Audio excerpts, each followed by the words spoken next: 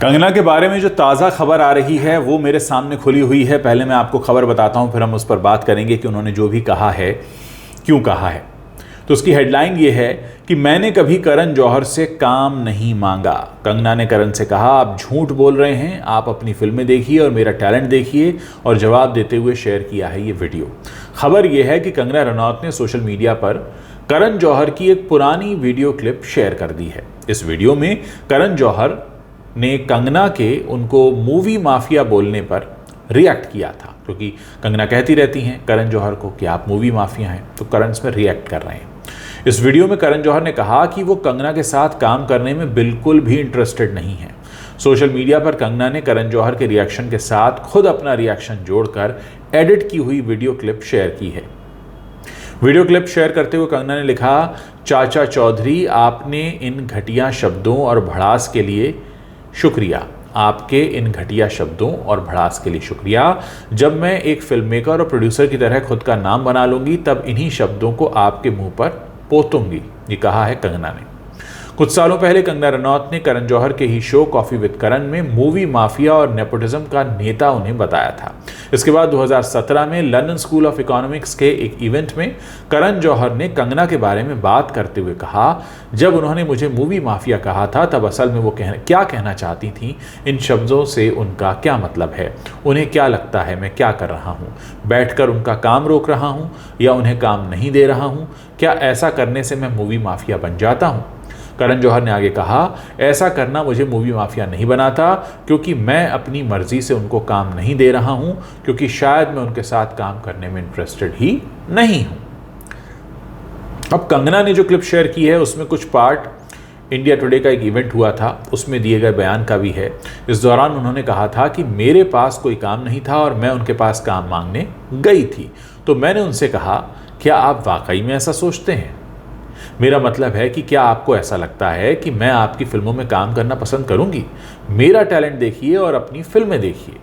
पिछले कुछ सालों से कंगना रनौत और करण जौहर लगातार एक दूसरे पर खुलकर बोल रहे हैं। हाल ही में प्रियंका चोपड़ा ने डेक्स शेफर्ड के साथ हुई बातचीत में कहा था कि उन्हें इंडस्ट्री में कॉर्नर किया जा रहा था, लोग मुझे फिल्मों में कास्ट नहीं कर रहे थे, लोगों को मुझसे प्रॉब्लम हो रही थी, मैं ऐसे गेम्स खेलने में माहिर नहीं हूँ, मैं बॉलीवुड में हो रही पॉलिटिक्स से थक चुकी थी और मुझे ब्रेक की ज़रूरत थी। तो प्रियंका चोपड़ा ने भी ये कहा। उसके बाद प्रियंका के कहे गए बयान पर समर्थन दिखाया कंगना रनौत ने। प्रियंका ने यह भी कहा था कि म्यूजिक इंडस्ट्री से जुड़ने के बाद मुझे दुनिया के दूसरे हिस्से में जाने का मौका मिला, उन फिल्मों को पीछे छोड़कर जिनमें मैं ना तो काम करना चाहती थी और ना ही मुझे उसमें काम मिल रहा था। ऐसी जगह को छोड़कर मैंने आम लोगों के बीच अपनी जगह बनाई और इसमें कड़ी मेहनत की, अपना टाइम दिया और अब मैं सक्सेसफुल हूँ। प्रियंका के इस कमेंट पर कंगना रनौत ने सोशल मीडिया पर रिएक्ट किया था। उन्होंने लिखा था कि कुछ भी हो, ये तो सच है जो कोई बदल नहीं सकता और हमें काफ़ी बुली किया गया है और इसी वजह से हमें इंडस्ट्री से दूर होना पड़ा। प्रियंका हॉलीवुड स्टार बन गई और मैंने खुद ही अपनी फिल्में प्रोड्यूस की, डायरेक्ट की। यानी कंगना का ये कहना है कि बॉलीवुड में मूवी माफिया इस हद तक एग्जिस्ट करता है कि प्रियंका चोपड़ा जैसे लोग तो हॉलीवुड की राह पकड़ लेते हैं और उनके जैसे लोग अपना प्रोडक्शन हाउस खोलकर अपने लिए फिल्में खुद बनाते हैं, डायरेक्ट करते हैं। यानी फिल्म इंडस्ट्री के अंदर एक मूवी माफिया का साम्राज्य है और ये आरोप सीधे तौर पर कंगना रनौत का है, जो कि इसी बॉलीवुड का पार्ट है पिछले कई सालों से।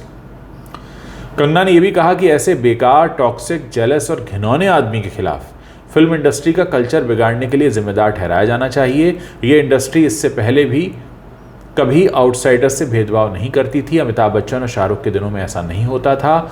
उनके पूरे गैंग और माफिया पीआर पर रेड होनी चाहिए और बाहर वालों को परेशान करने, टॉर्चर करने के लिए उन पर कार्रवाई होनी चाहिए। सारी बातें कंगना रनौत कह रही हैं। कंगना ने आगे ये भी लिखा कि मीडिया ने कई रिपोर्ट्स में इस बात का जिक्र किया है कि प्रियंका और शाहरुख की दोस्ती की वजह से करण जौहर ने प्रियंका को लगभग बॉयकॉट कर दिया था। कंगना ने करण जौहर को क्रुएला मूवी माफिया कहते हुए कहा कि वो हमेशा आउटसाइडर्स को बाहर खदेड़ने की फिराक में रहते हैं। उन्होंने कहा कि ऐसे मूवी माफिया को प्रियंका में अपने लिए परफेक्ट पंचिंग बैग मिल गया और उन्होंने प्रियंका को इस हद तक परेशान किया कि उन्होंने इंडस्ट्री छोड़ दी और देश भी छोड़ दिया। दोस्तों, अब बात करते हैं, ये तो बात हो गई जो कंगना ने कहा और करण ने क्या कहा और क्या कुछ चल रहा है।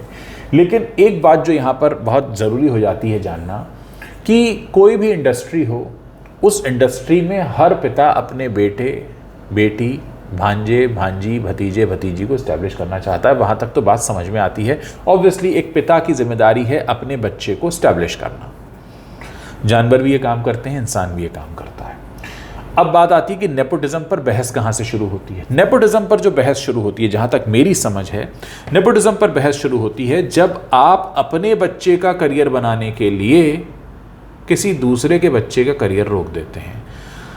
गलत ये नहीं है कि आप अपने बच्चे का करियर बनाना चाहते हैं, वो तो हर कोई चाहता है, वो तो आपकी जिम्मेदारी भी है, आपका फ़र्ज़ भी है और आपको करना ही चाहिए। लेकिन उसके लिए किसी दूसरे की राह में बाधा पैदा कर देना गलत है। जो बात सुशांत सिंह राजपूत के वक्त निकल कर आई थी, जो बात कंगना कह रही हैं और जो बात बार बार कही जाती रही है और जिसकी वजह से नेपोटिज्म जो टर्म है वो बड़ी खबरों में रही और नेपो किड और तमाम तरह की बातें, नेपो पप्पू भी कहा कुछ लोगों ने। सारी बात यह है कि आप अपने को प्रमोट करें, किसे परेशानी है। जाहिर है आपका अपना बच्चा है, आप अपने बच्चे के रिजल्ट पर खुश होंगे, आप चाहेंगे का बच्चा टॉप करे। लेकिन दूसरे का बच्चा फेल हो जाए और मेरा बच्चा टॉप करे, तो जो दूसरे का बच्चा को फेल करने का जो पूरा एक टारगेट रहता है, सारा मामला उसका है। और उसी को लेकर कंगना जैसे लोग, प्रियंका चोपड़ा जैसे लोग आवाज़ उठाते हैं। प्रियंका चोपड़ा ने ये नहीं कहा कि वो अपनों को लॉन्च कर रहे थे, प्रियंका चोपड़ा ने कहा मुझे रोक रहे थे। कंगना ने ये नहीं कहा कि वो अपनों को लॉन्च कर रहे थे, कंगना ने कहा वो मुझे रोक रहे थे। प्रॉब्लम सारी तब शुरू होती है जब आप किसी को रोकते हैं। प्रॉब्लम शुरू वहाँ से नहीं होती जब आप अपने को बढ़ावा देते हैं। वो तो बट नेचुरल है। आज मैं, आप और इस दुनिया का हर इंसान यही चाहेगा कि उसके करीबी लोग आगे बढ़ें। इसमें तो कुछ गलत है भी नहीं, यहाँ तक तो कुछ भी गलत नहीं है, ये गलत हो भी नहीं सकता किसी भी परिभाषा में। लेकिन द मोमेंट यू से कि भैया मेरा बच्चा आगे बढ़ जाए, दूसरे को हम रोक देते हैं, उसकी तरक्की ना हो, तेरा आगे का रास्ता अवरोध उत्पन्न करने वाला हो और मेरा मार्ग प्रशस्त हो, दिक्कत वहाँ से शुरू होती है। पॉलिटिक्स में भी नेपोटिज्म है और दुनिया के हर हिस्से में है। लेकिन मुझे ये नहीं लगता कि जब एक डॉक्टर नेपोटिज्म करता है कि मेरी क्लिनिक पर मेरा बेटा बैठेगा या मेरी बेटी बैठेगी, तो उस वक्त वो ये नहीं कहता है कि और इस शहर में कोई डॉक्टरी नहीं करेगा। वो कहता है आप करिए, मेरा बेटा मेरी क्लिनिक पर बैठेगा, आपका बच्चा आपकी क्लिनिक पर बैठे, या आपका क्लिनिक नहीं है तो अपना नया खोल कर बैठे। तो इसलिए दूसरे प्रोफेशन का जो नेपोटिज्म है वो फिल्म इंडस्ट्री से इसलिए अलग हो जाता है क्योंकि यहाँ पर आरोप ये लगते हैं कि आपने किसी का करियर रोक दिया और फिर कहा कि हम अपने बच्चे का करियर आगे बढ़ाएंगे। इसी बात से सारी प्रॉब्लम शुरू होती है, यहीं से भेदभाव शुरू होता है, यहीं से फिर कहा जाता है कि भाई नालायकों को मौके मिल रहे हैं, क्योंकि फिर लोगों को ज़ुबान मिल जाती है। लोगों को लगता है कि भैया ये तो इनके पास इतना अकल नहीं है, इतना कैलिबर नहीं है, इतना टैलेंट नहीं है, फिर भी इनको मौका मिल रहा है, देखो दूसरे को नहीं मिल रहा। हाँ, आप किसी पे दबाव नहीं डाल सकते कि आप फिल्म बना रहे हो तो मेरे बच्चे को हीरो लो, वो तो अपने बच्चे को लेगा। लेकिन जब आप एक प्लान बनाकर, गैंग बनाकर, आपस में सुलह करके कि चलो हम सब मिलकर इसके करियर को सैबोटेज कर देते हैं, प्रॉब्लम वहाँ पर शुरू होती है। जैसा कि विवेक ओबरॉय के साथ भी हुआ, सब जानते हैं, कोई छिपी हुई बात नहीं है। ऐसा कहीं नहीं कि एक बहुत भारी कोई सीक्रेट आज निकल कर आ रहा है। सिर्फ देखने का नज़रिया क्या है वो मैं आपको यहाँ पर समझा रहा हूँ। क्या आप लोग इस बात से इत्तेफाक रखते हैं, हाँ या ना में? इस वीडियो के नीचे कमेंट कीजिए, इस वीडियो को शेयर कीजिए, लोगों को बताइए और आप अपनी राय भी मेरे साथ साझा कर सकते हैं।